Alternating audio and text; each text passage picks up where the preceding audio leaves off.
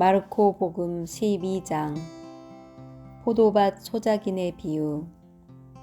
예수님께서 그들에게 비유를 들어 말씀하기 시작하셨다. 어떤 사람이 포도밭을 일구어 울타리를 둘러치고 포도학을 파고 탑을 세웠다. 그리고 소작인들에게 내주고 멀리 떠났다. 포도철이 되자 그는 소작인들에게 종 하나를 보내어 소작인들에게서 포도밭 소출의 얼마를 받아오라고 하였다. 그런데 소작인들은 그를 붙잡아 매질하고서는 빈손으로 돌려보냈다. 주인이 그들에게 다시 다른 종을 보냈지만 그들은 그 종의 머리를 쳐서 상처를 입히고 모욕하였다. 그리고 주인이 또 다른 종을 보냈더니 그 종을 죽여버렸다. 그 뒤에 또 더 많은 종을 보냈지만 더러는 매질하고 더러는 죽여버렸다. 이제 주인에게는 오직 하나 사랑하는 아들만 남았다. 그는 마지막으로 내 아들이야 존중해 주겠지 하며 그들에게 아들을 보냈다. 그러나 소작인들은 저자가 상속자다. 저 자를 죽여버리자. 그러면 이 상속 재산이 우리 차지가 될 것이다 하고 저희끼리 말하면서 그를 붙잡아 죽이고는 포도밭 밖으로 던져버렸다. 그러니 포도밭 주인은 어떻게 하겠느냐? 그는 돌아와 그 소작인들을 없애버리고 포도밭을 다른 이들에게 줄 것이다. 너희는 이 성경 말씀을 읽어본 적이 없느냐?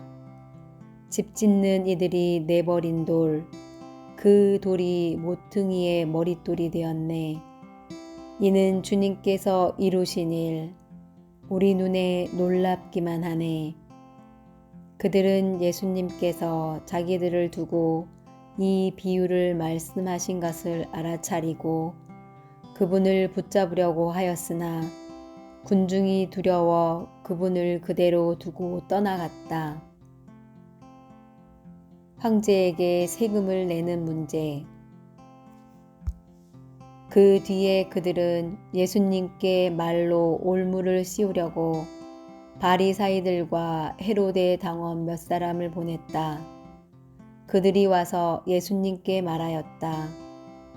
스승님, 저희는 스승님께서 진실하시고 아무도 꺼리지 않으시는 분이라는 것을 압니다. 과연 스승님은 사람을 그 신분에 따라 판단하지 않으시고 하느님의 길을 참되게 가르치십니다. 그런데 황제에게 세금을 내는 것이 합당합니까? 합당하지 않습니까? 바쳐야 합니까? 바치지 말아야 합니까? 예수님께서는 그들의 위선을 아시고 그들에게 말씀하셨다. 너희는 어찌하여 나를 시험하느냐? 데나리온 한 입을 가져다 보여다오. 그들이 그것을 가져오자 예수님께서 이 초상과 글자가 누구의 것이냐 하고 물으셨다. 그들이 황제의 것입니다 하고 대답하였다. 이에 예수님께서 그들에게 이르셨다. 황제의 것은 황제에게 돌려주고 하느님의 것은 하느님께 돌려드려라. 그들은 예수님께 매우 감탄하였다.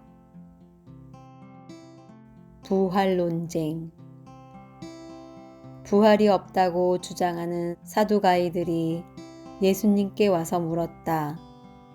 스승님, 모세는 어떤 사람의 형제가 자식 없이 아내만 두고 죽으면 그 사람이 죽은 이의 아내를 맞아들여 형제의 후사를 일으켜 주어야 한다고 저희를 위하여 기록해 놓았습니다. 그런데 7 형제가 있었습니다. 마지가 아내를 맞아들였는데 후사를 남기지 못하고 죽었습니다. 그래서 둘째가 그 여자를 맞아들였지만 후사를 두지 못한 채 죽었고 셋째도 그러하였습니다. 이렇게 일곱이 모두 후사를 남기지 못하였습니다. 맨 마지막으로 그 부인도 죽었습니다. 그러면 그들이 다시 살아나는 부활 때에 그 여자는 그들 가운데 누구의 아내가 되겠습니까? 일곱이 다 그 여자를 아내로 맞아들였으니 말입니다. 예수님께서 그들에게 이르셨다. 너희가 성경도 모르고 하느님의 능력도 모르니까 그렇게 잘못 생각하는 것이 아니냐. 사람들이 죽은 이들 가운데에서 다시 살아날 때에는 장가드는 일도 시집가는 일도 없이 하늘에 있는 천사들과 같아진다.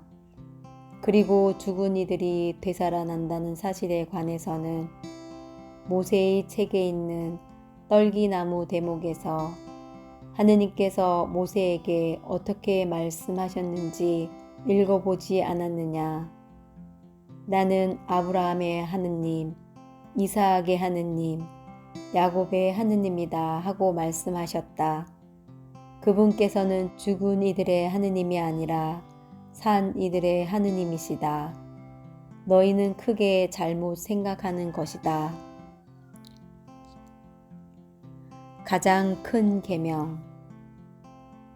율법학자 한 사람이 이렇게 그들이 토론하는 것을 듣고 있다가 예수님께서 대답을 잘 하시는 것을 보고 그분께 다가와 모든 계명 가운데에서 첫째에 가는 계명은 무엇입니까? 하고 물었다. 예수님께서 대답하셨다. 첫째는 이것이다. 이스라엘아 들어라. 주 우리 하느님은 한 분이신 주님이시다. 그러므로 너는 마음을 다하고 목숨을 다하고 정신을 다하고 힘을 다하여 주 너의 하느님을 사랑해야 한다. 둘째는 이것이다. 내 이웃을 내 자신처럼 사랑해야 한다. 이보다 더 큰 계명은 없다. 그러자 율법학자가 예수님께 말하였다. 훌륭하십니다, 스승님. 그분은 한 분뿐이시고 그 밖에 다른 이가 없다 하시니 과연 옳은 말씀이십니다. 또 마음을 다하고 생각을 다하고 힘을 다하여 그분을 사랑하는 것과 이웃을 자기 자신처럼 사랑하는 것이 모든 번제물과 희생 제물보다 낫습니다. 예수님께서는 그가 슬기롭게 대답하는 것을 보시고 그에게 너는 하느님의 나라에서 멀리 있지 않다 하고 이르셨다. 그 뒤에는 어느 누구도 감히 그분께 묻지 못하였다. 다윗의 자손이시며 주님이신 예수 그리스도. 예수님께서는 성전에서 가르치시며 말씀하셨다. 어찌하여 율법학자들은 메시아가 다윗의 자손이라고 말하느냐. 다윗 자신이 성령의 도움으로 말하였다. 주님께서 내 주님께 말씀하셨다. 내 오른쪽에 앉아라. 내가 너희 원수들을 내 발 아래 잡아놓을 때까지. 이렇듯 다윗 스스로 메시아를 주님이라고 말하는데 어떻게 메시아가 다윗의 자손이 되느냐. 많은 군중이 예수님의 말씀을 기쁘게 들었다. 율법학자들을 조심하여라. 예수님께서는 가르치면서 이렇게 이르셨다. 율법학자들을 조심하여라. 그들은 긴 겉옷을 입고 나다니며 장터에서 인사받기를 즐기고 회당에서는 높은 자리를 잔치 때에는 윗자리를 즐긴다. 그들은 과부들의 가산을 등쳐먹으면서 남에게 보이려고 기도는 길게 한다.